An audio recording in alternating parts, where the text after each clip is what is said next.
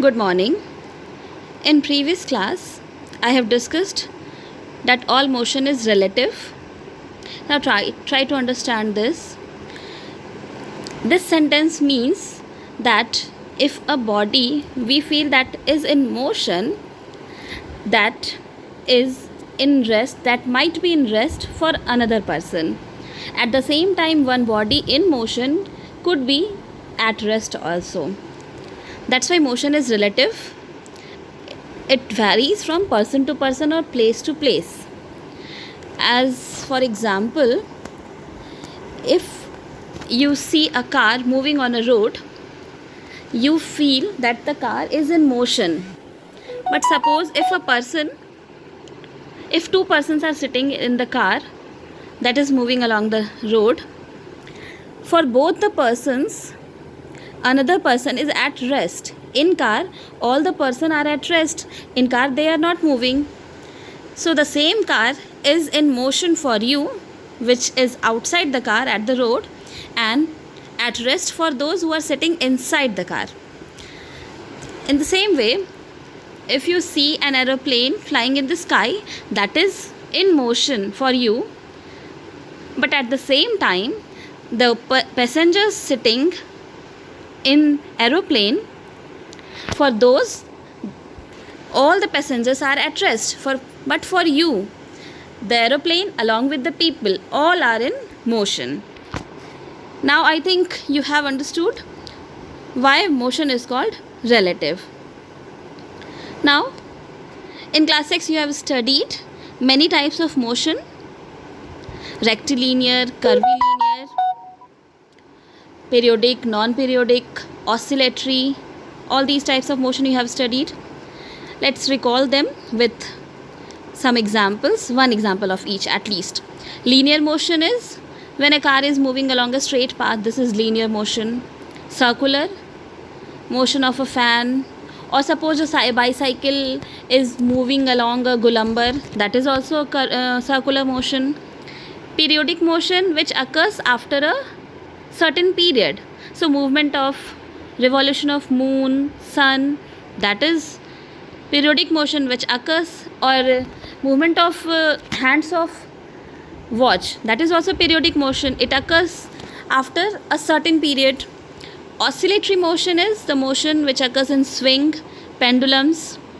And rotational motion, you know, the earth rotates along its own axis.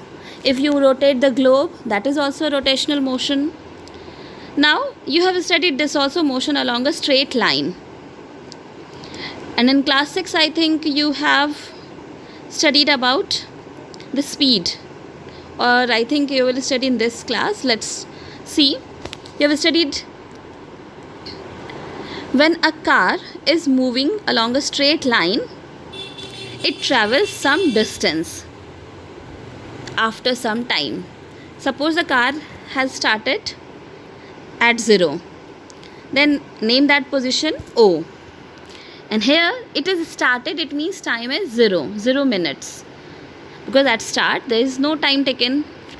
After 10 minutes, look at this picture. After 10 minutes the car reaches to point A, and the distance covered in these 10 minutes is 60 meter. So the speed is, you can calculate the speed. Speed is calculated in terms of time and distance. You will study further. Now the car has reached to point B in next 10 minutes. It means when t is 20 minutes, it is at B, and the distance covered is 80 meters. You can see here, in first 10 minutes the car moves 60 meter in 10 minutes.